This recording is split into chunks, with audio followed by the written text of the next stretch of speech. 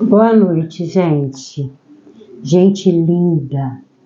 Feriado hoje, Dia da Consciência Negra, nosso reconhecimento aos nossos irmãos, principalmente nossos irmãos africanos e todos os negros, pretos que vivem nesse nosso Brasil varonil, são nossos irmãos, cada um mais trabalhador e honesto do que o outro.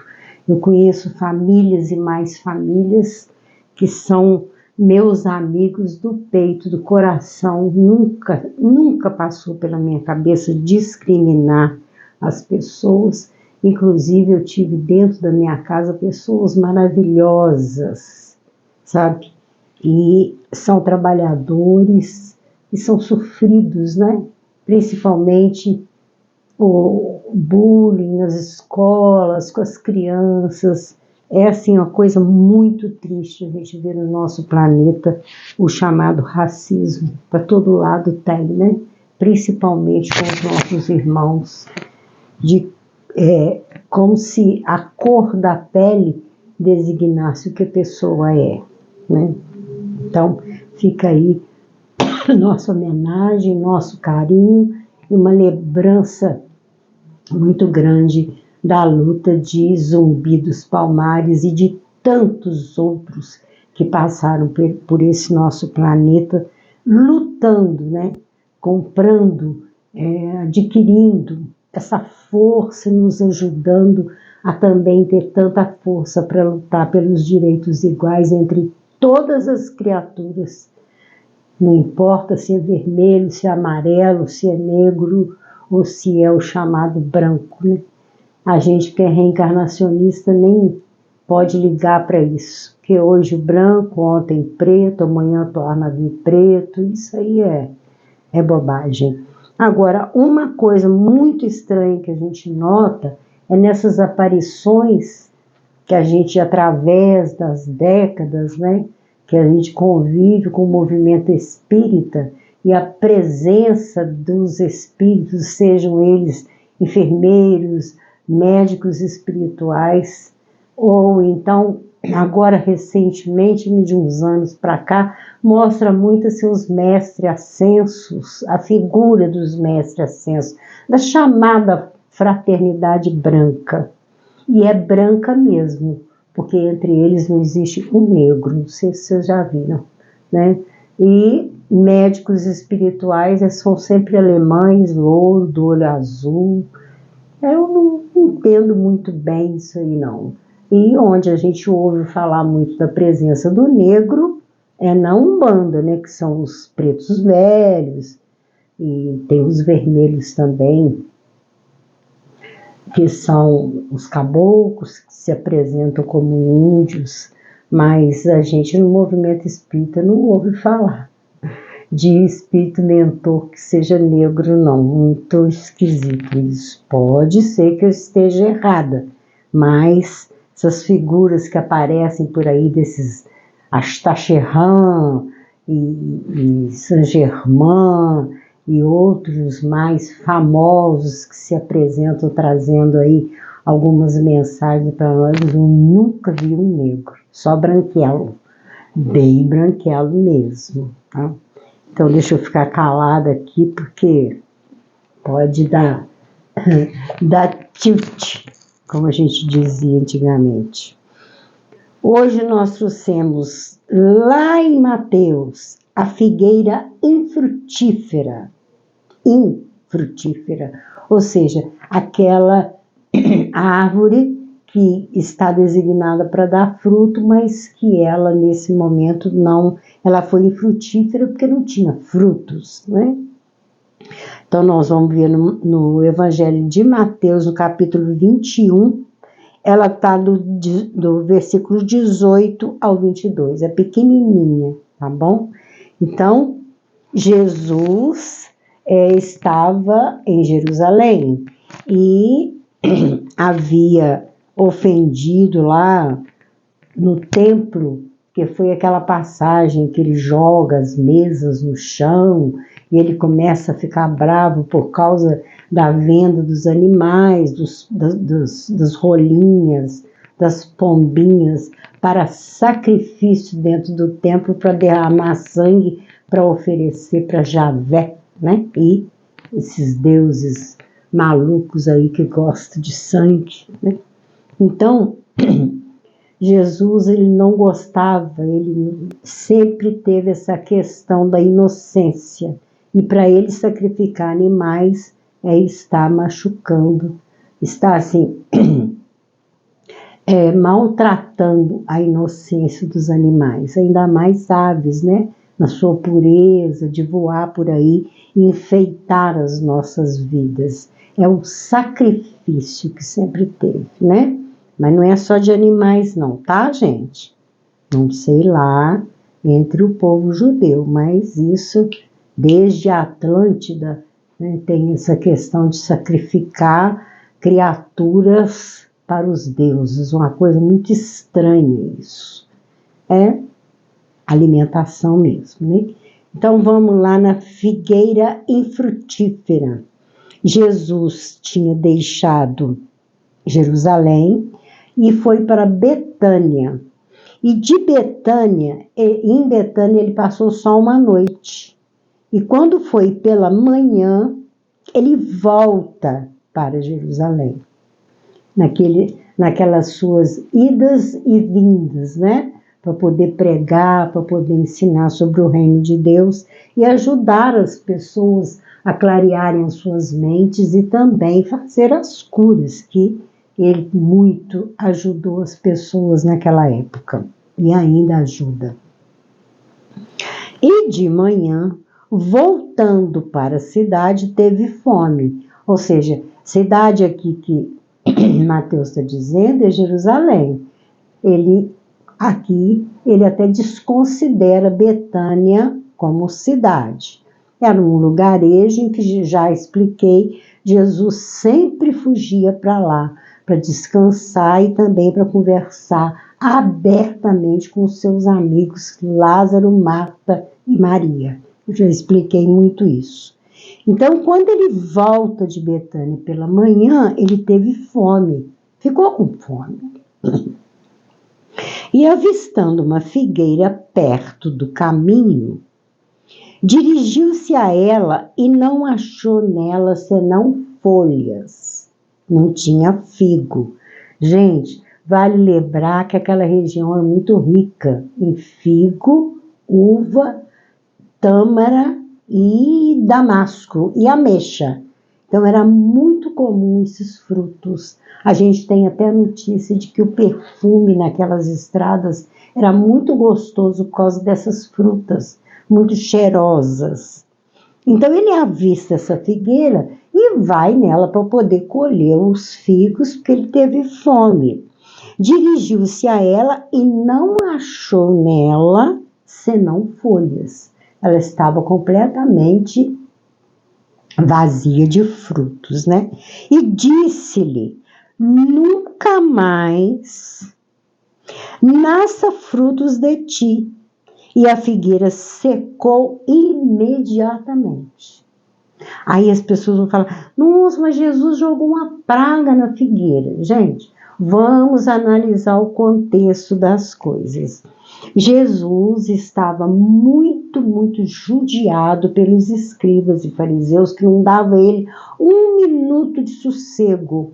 Ele não conseguia cumprir o seu messianato porque ele estava sempre investigado, ele estava sempre... Deixa eu ver se eu liguei aqui, gente. Liguei. Ele estava sempre criticado e sabia que eles viviam montando umas emboscadas, umas armadilhas para pegar Jesus. Porque o intento dos doutores da lei era matar Jesus. Tanto é que mataram, né? O intento dele, ele sabia. E ele vivia debaixo de muita pressão. Então, nesse dia, ele estava completamente irritado com a venda lá, os cambistas lá, no que ele chama de vendilhões do templo.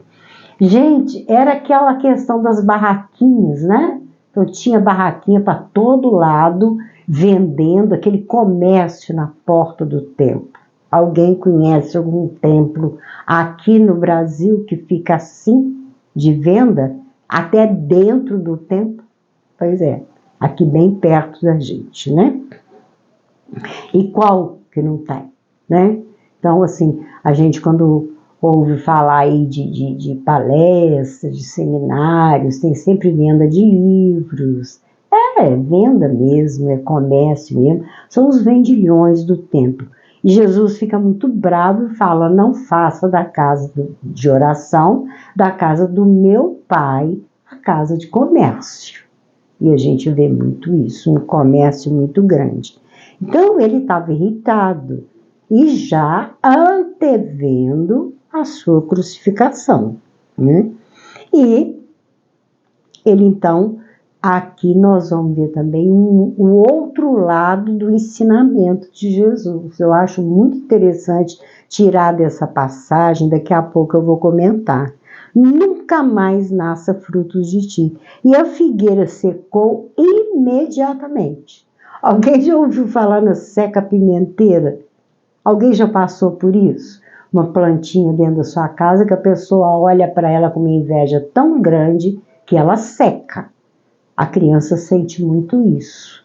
Sua criança está enjoadinha, chorona, olhinhos lacrimejando, bocejando muito, e preguiçosa, desanimada, ou ao contrário, irritada demais, pode levar para benzer. Leva porque pode acreditar.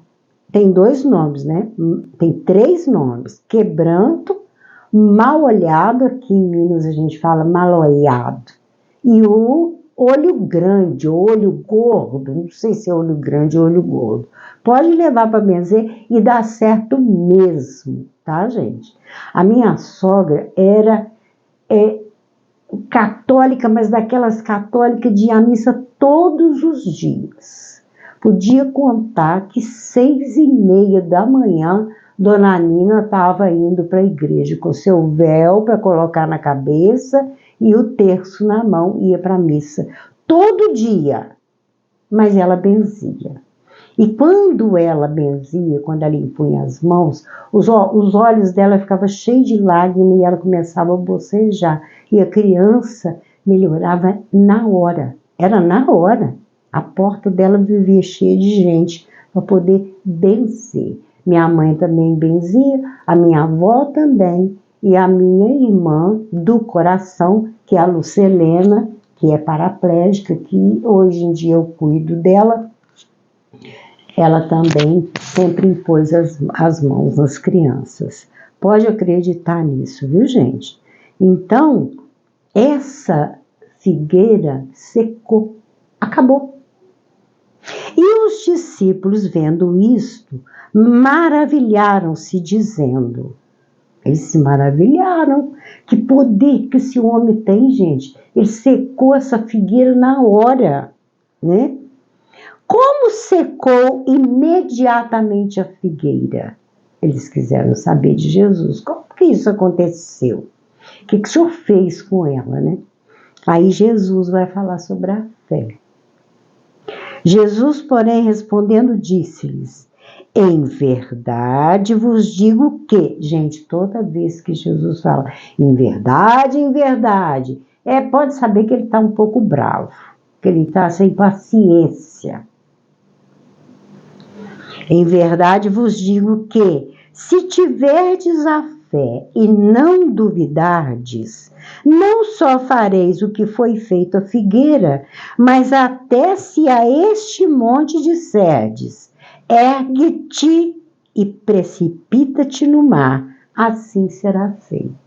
Então, Jesus está dizendo para eles que é uma questão de fé. Quando a gente tem a fé, agora que eu vou entrar com o outro ensinamento, o outro lado do ensinamento. Quando a gente tem fé, a gente consegue fazer coisas boas, mas também pode fazer as más. Pode ser que a gente olhe para uma pessoa com olhos bons, não é tanto os olhos, né, gente? energia, que a gente transmita boas coisas para aquela pessoa, até mesmo cure aquele mal que ela está sentindo, e pode ser que a gente vai maldizer aquela pessoa e secar aquela pessoa, pode. Por que vocês acham que espíritos do mal, que fazem o mal, eles conseguem? Aí vocês vão dizer, ué, mas eles têm fé? Sim. A fé é sinônimo de certeza. Desculpa, gente, mas eu tenho que tossir aqui. A fé é a irmã gêmea da certeza. Então, quando se tem certeza que quer fazer alguma coisa, seja para o bem ou seja para o mal. Porque se não fosse assim, não existia o mal. Não.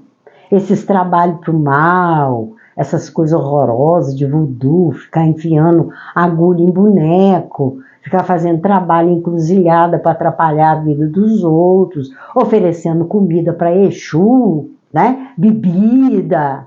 Para que é isso? Para fazer o mal, para prejudicar o outro. Essas pessoas também têm a certeza que podem fazer. Esses espíritos têm a certeza de que eles podem fazer. Então, Jesus aqui está ensinando o outro lado, o perigo. É o perigo em se fazer o mal por causa de ter essa certeza naquilo que está jogando no outro. Ou seja, no animal, numa planta, maldizendo uma água. Isso é um perigo. E a gente vê muito isso acontecer. A pessoa entrar num ambiente, já aconteceu com vocês. Chega num ambiente e não sente bem. Começa a tremer, começa a dar dores na cabeça, começa a suar frio, fica com vontade de ir embora, sentindo mal-estar. Não tem? Tem. E tem aquele outro lugar em que a pessoa entrou, gostou, ou nesse mesmo lugar que a gente está sentindo mal, tem gente que adora ficar ali uma noite inteira, um dia inteiro, e está sentindo bem naquele lugar. Isso acontece não é só com lugares, não, com pessoas também. Quantas vezes a gente encontra com a pessoa e fala, nossa, a pessoa me deixou pesada, eu estou com o corpo todo desgastado, um cansaço, daquele cansaço na gente, ombros pesados, presença dos espíritos também.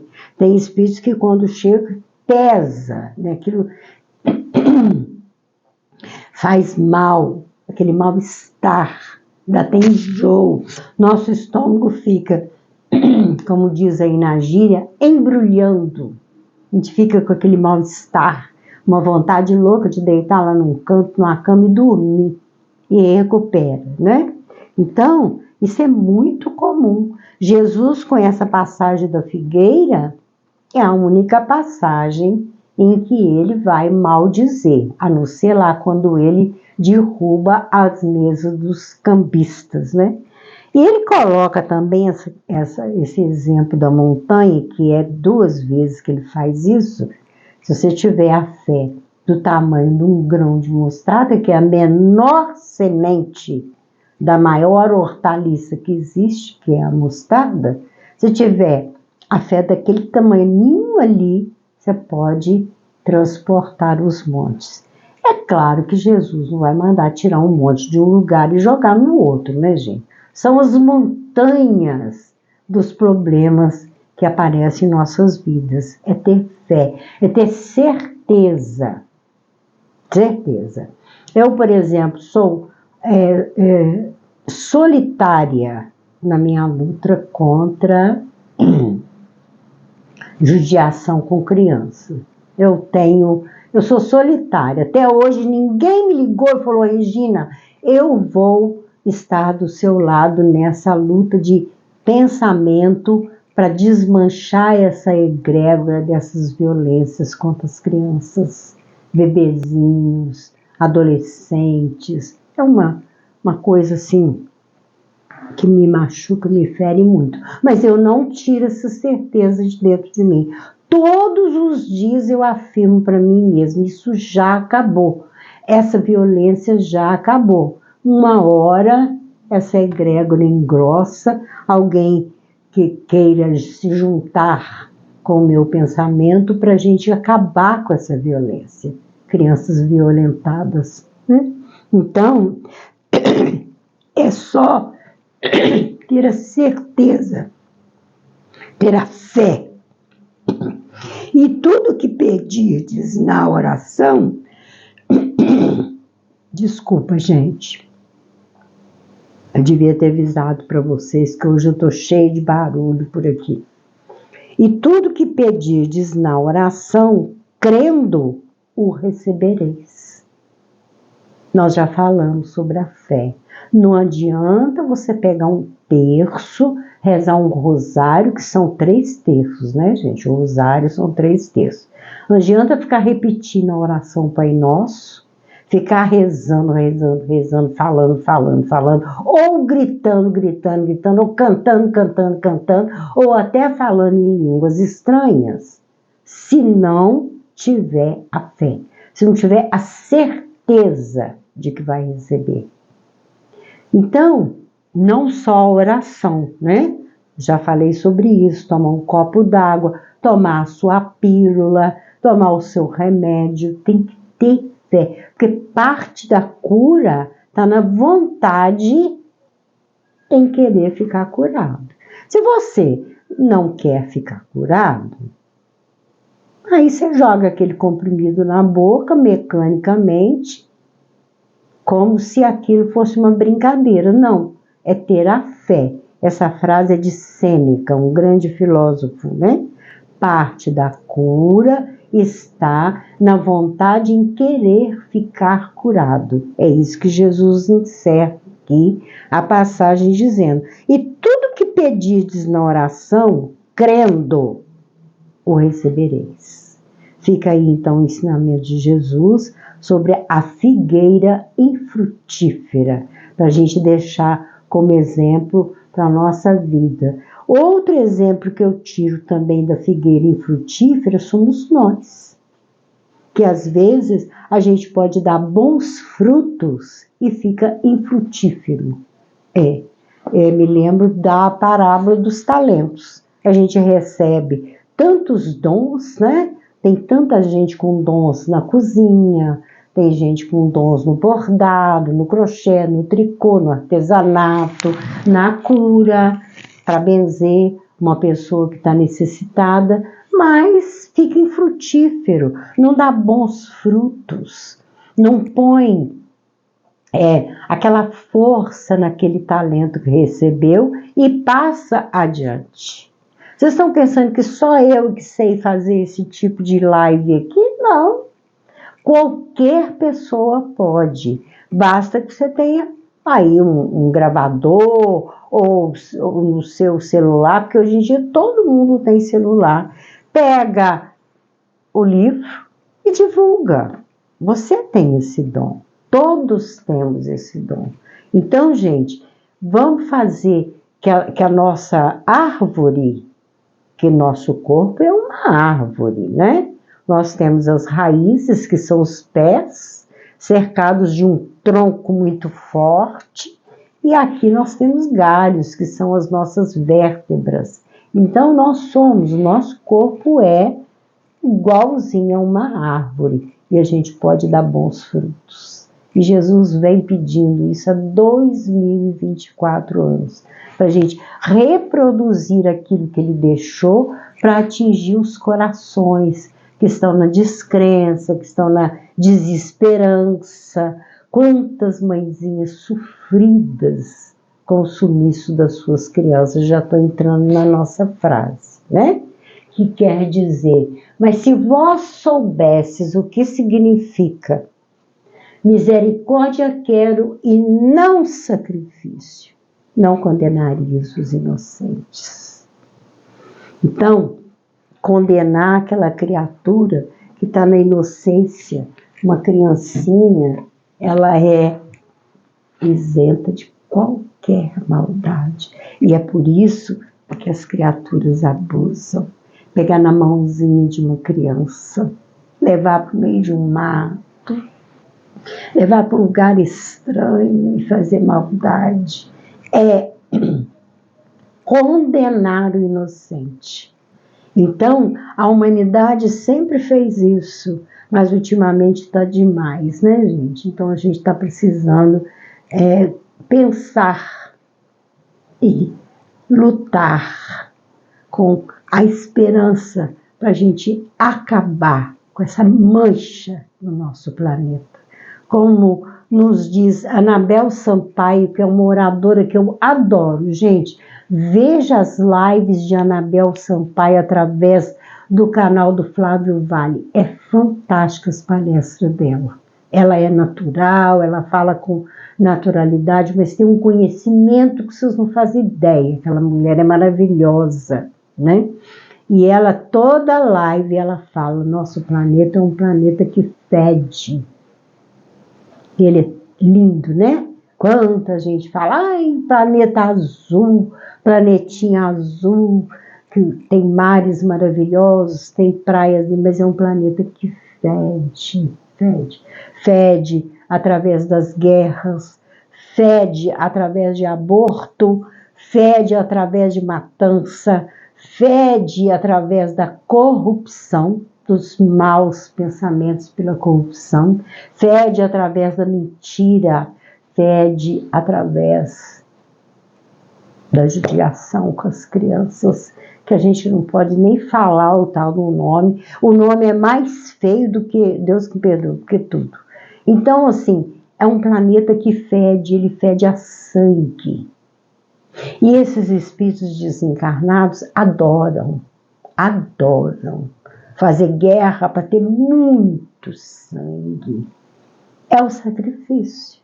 No sacrifício é exatamente isso: cortar, matar, sufocar a criatura, fazer com que ela derrame sangue, seja hemorragia interna ou hemorragia externa. Eles querem sangue, é o plasma sanguíneo que eles alimentam.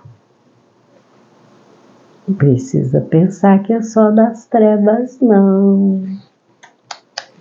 Assista a série chamada Caos, com K, da Netflix, que vocês vão ver. Sacrifício. Isso é antigo, sacrificar criaturas, tá bom?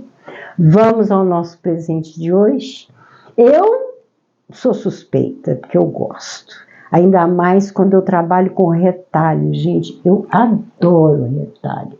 Eu chamei essas duas peças de mãe e filha. São as duas, tá? A maiorzinha e a menor. Eu trabalhei com retalhos, tá vendo? Cortei círculos, fui colando na garrafa. Isso é uma garrafa de vinho. Isso aqui eu nem sei o que é essa garrafinha, não. Eu ganho tanta garrafa, cada uma diferente da outra. E eu fiz a pequenininha para combinar com a grande. São as duas aí para quem quiser, tá? Pode ligar para mim e vir pegar a sua garrafa de retalho, ó. Eu adorei. E entre os círculos eu passei glitter dourado, tá vendo? Então tá aí o nosso presente de hoje para os meus queridos, meus amados ouvintes. Esqueceu meu celular? 998370388. Liga para mim, marca comigo um horário, pode ser qualquer horário, que eu quase não saio de casa. E vem buscar a sua garrafa para você enfeitar a sua casa. Que Jesus nos abençoe. Um beijo bem grande no seu coração.